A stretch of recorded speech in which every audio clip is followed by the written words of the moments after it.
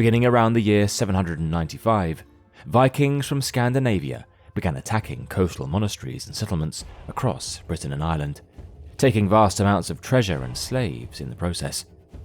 These early raids soon developed into deeper incursions, and in the 9th and 10th centuries, the Vikings established permanent bases and trading ports, which became Ireland's first true towns. Dublin, Wexford, Waterford, Cork and Limerick were all founded by the Vikings during this time, quickly transforming the physical and economic landscape of the island. Norse rulers carved out their own petty kingdoms, which connected Ireland to the Viking trade routes that stretched across Europe and beyond to North Africa, the Middle East, and even North America.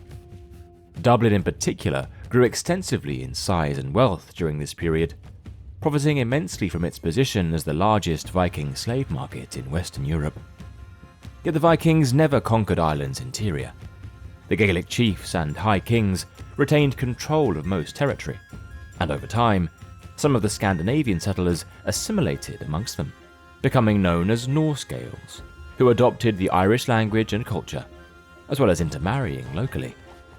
The towns founded by the Vikings, however, remained in the hands of the Norsemen, and were subject to frequent attacks by the Irish, who wished to expel the foreigners from their land. After many years of intermittent fighting, in 1014, the Irish High King, Brian Boru, won a famed victory at the Battle of Clontarf against the Norse-Irish alliance, after which point the power of the Vikings in Ireland began to wane.